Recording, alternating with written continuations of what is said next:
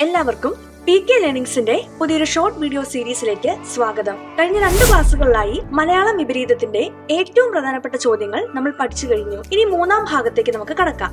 ആദ്യത്തെ ചോദ്യം, അബദ്ധം. അബദ്ധത്തിന്റെ വിപരീതം എന്താണ്? സുബദ്ധം.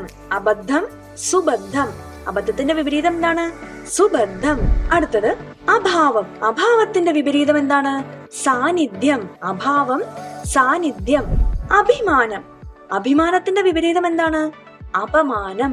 അഭിമാനം, അപമാനം. അഭിജ്ഞനാണെങ്കിലോ? അഭിജ്ഞൻ, അനഭിജ്ഞൻ അഥവാ അജ്ഞൻ. അഭിജ്ഞൻ, അനഭിജ്ഞൻ അഥവാ അജ്ഞൻ. അഭിമുഖം. അഭിമുഖം, പ്രതിമുഖം. അഭിമുഖം, പ്രതിമുഖം. അഭിമുഖത്തിന്റെ വിപരീതം എന്താണ്? പ്രതിമുഖം. അഭിലഷണീയം. അഭിലഷണീയം. അഭിലഷണീയത്തിന്റെ വിപരീതം എന്താണ്? അനഭിലഷണീയം. അഭിലഷണീയം, അനഭിലഷണീയം. അഭിലാഷം, നിരഭിലാഷം.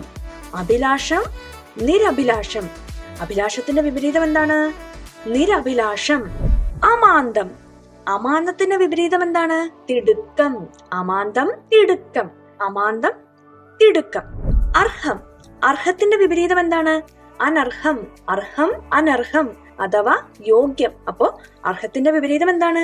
അനർഹം അഥവാ യോഗ്യം. അപ്പോ അലസമാണെങ്കിലോ? അലസം, ഉജ്ജ്വലം. അലസം, ഉജ്ജ്വലം. അലസത്തിന്റെ വിപരീതം എന്താണ്? ഉജ്ജ്വലം. അടുത്ത ചോദ്യം, അല്പം. അല്പത്തിന്റെ വിപരീതം എന്താണ്? അനൽപം. അല്പം, അനൽപം. അല്പം, അനൽപം. അനവദ്യം. അനവദ്യത്തിന്റെ വിപരീതം എന്താണ്? അവദ്യം.